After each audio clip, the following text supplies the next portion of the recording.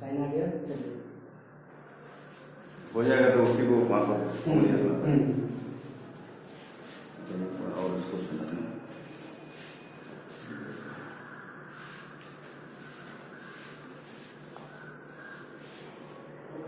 Hello बच्चों, good morning students of class 9। देखिए balanced and unbalanced forces के बारे में हमने डिस्कशन किया था प्रीवियस डेज में। Now we have to discuss about Newton's laws of motion dated on 6/7/2020 class 9 physics chapter 2 force and laws of motion, topic Newton's laws of motion part 1। इसी को अभी डील करना है, समझना है, मुझे पढ़ाना है ना, समझाकर पढ़ाना है और ये आप लोगों को समझना है। न्यूटन एक महान वैज्ञानिक थे, सर आइजैक न्यूटन। वो आज greatest scientist who gave the laws of motion and law of gravitation. Newton's has given three laws and Newton's has given three laws to describe the motion of body के different body के motion को describe करने के लिए Newton ने क्या दिया? गति के 3 नियमों को दिया, जिसे न्यूटन्स लॉज ऑफ मोशन कहा जाता है। The Newton's laws of motion give a precise definition of force. Force का एक बहुत ही सुंदर, बहुत ही मीनिंगफुल डेफिनेशन है ना, देता है। कौन? Newton's laws of motion and establish a relationship between the force applied on a body and the state of motion acquired by it. और पुनः एक रिलेशनशिप है ना एस्टेब्लिश करता है किसके बीच में? The force applied on a body and the state of motion acquired by it. किसी बॉडी पर कोई बॉडी अगर स्टेट ऑफ रेस्ट में है और उस पर कोई फोर्स अप्लाई हो रहा है तो वह फोर्स, यदि कोई बॉडी यूनिफॉर्म मोशन में है और उस पर कोई फोर्स अप्लाई हो रहा है तो वह फोर्स, और फिर स्टेट ऑफ है ना मोशन या एक्वायर्ड बाय बॉडी या state of rest acquired by है ना बॉडी। तो इस दोनों के बीच में यानी फोर्स और स्टेट दोनों के बीच में एक रिलेशनशिप एस्टेब्लिश करता है Newton's laws of motion.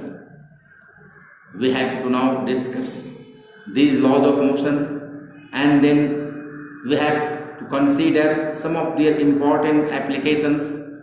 Let us start with the first law of motion. First law of motion को समझना है। न्यूटन महान वैज्ञानिक थे, उन्होंने गति के जो प्रथम नियम दिए उसके लिए हमको समझना है। Some of the bodies, हम देखते हैं, we observe in our surrounding that some of the bodies और object around us are at rest. वे रेस्ट में होते हैं, that is they are stationary. Rest में है तो स्टेशनरी है, स्टेशनरी कहा जाता है उसे।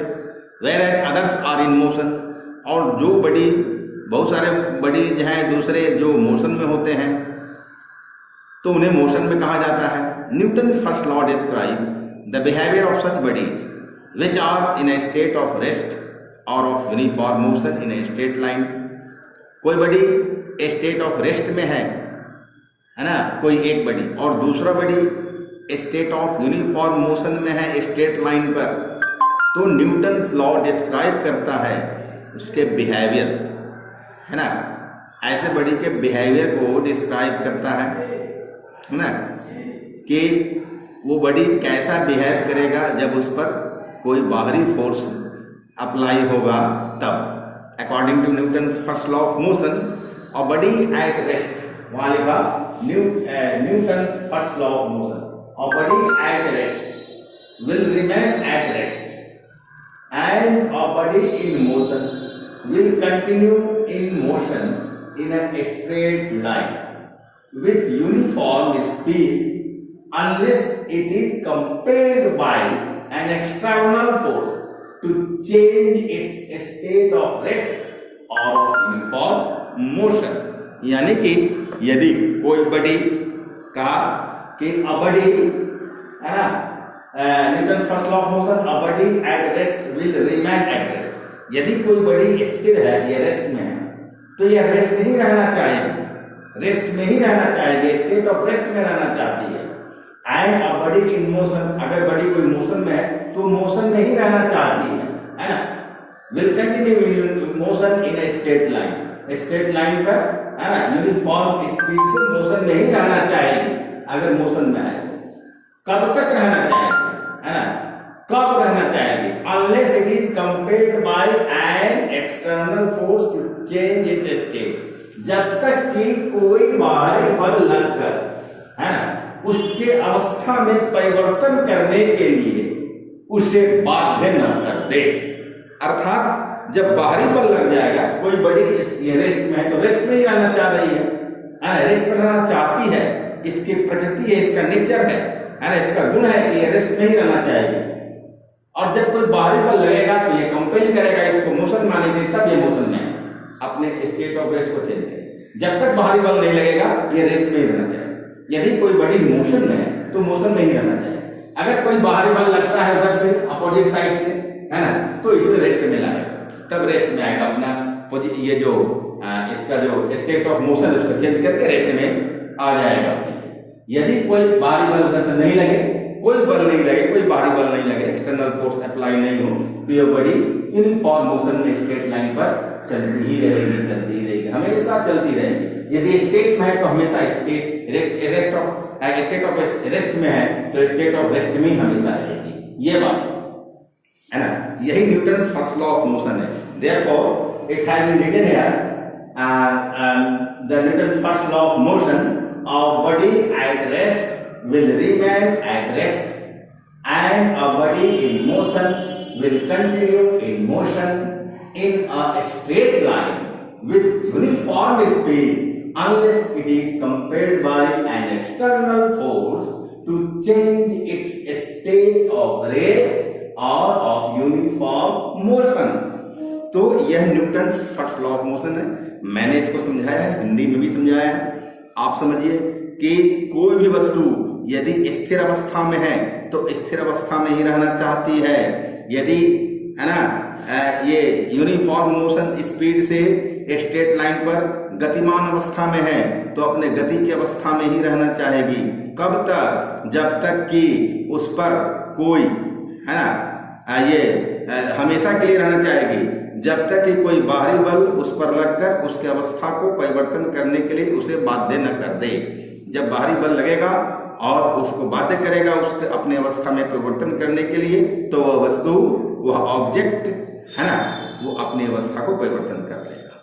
यदि रेस्ट में है तो मोशन में आ जाएगा, मोशन में है तो रेस्ट में आ जाएगा। It should be noted that by saying N external force, अब एक्सटर्नल फोर्स की बात यहाँ आई है। What do we mean by external force? We mean a force from outside the body. Body के इनसाइड में नहीं, आउटसाइड से जो फोर्स लगता है बॉडी पर उसे एक्सटर्नल फोर्स कहते हैं, है ना। We have to take some example to make the first law है ना of motion more clear। इस फर्स्ट लॉ ऑफ मोशन को क्लियरली समझने के लिए कुछ एग्जाम्पल हमको समझना चाहिए। Suppose a book is laying on the table। कोई बुक है टेबल पर पड़ा हुआ है ना, इट इज एट रेस्ट, वो क्या है, रेस्ट में। The book will not move by itself, book अपने से मूव नहीं कर सकता। That is it can not change its position of rest by itself. वह पड़ा हुआ है टेबल पर तो पड़ा ही रहेगा, वो हमेशा पड़ा रहेगा, वो अपने से अपनी अवस्था को चेंज नहीं करेगा। वो स्टेट ऑफ रेस्ट से, अर्थात वह स्टेट ऑफ रेस्ट से स्टेट ऑफ मोशन में नहीं आएगा इटसेल्फ, अपने से, अपने आप।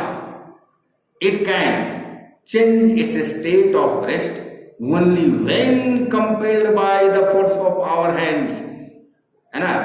और यह चेंज कर सकता है अपने अवस्था को, रेस्ट से मोशन में आ सकता है ना, सिर्फ कब, सिर्फ जब है ना कंपेल किया जाएगा बाहरी बल से, वह बाहरी बल हमारे हाथ से लगा हो या किसी भी माध्यम से लगा हो, बाहरी बल के द्वारा जब उसको कंपेल किया जाएगा तब वह क्या करेगा कि वो रेस्टेड है ना, state of rest, state of motion में आ जाएगा, है ना। That is when we lift the book from the table, therefore the position of rest of the book has been changed by the external force of our hands and the observation supports the first part of the first law of motion. ये जो है ये book है, मान लिया ये book है यहाँ पड़ी तो हमेशा स्थिर अवस्था में ही रहेगी, या इट सेल्फ यानी अपने आप, अपने से कभी भी अपने स्टेट ऑफ रेस्ट को चेंज नहीं करेगा।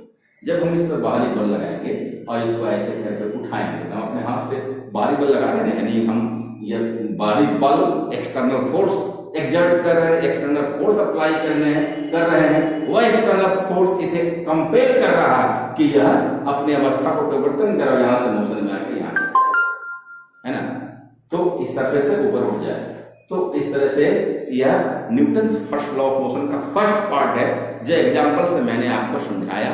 अब Newton first law of motion के फर्स्ट पार्ट में ही लॉ ऑफ इनर्शिया मिलता है, तो लॉ ऑफ इनर्शिया को समझना है। Newton second part of motion, Newton first law of motion का सेकेंड पार्ट जो है उसको समझना है, और इनर्शिया ऑफ मोशन इसके पहले समझ लेना।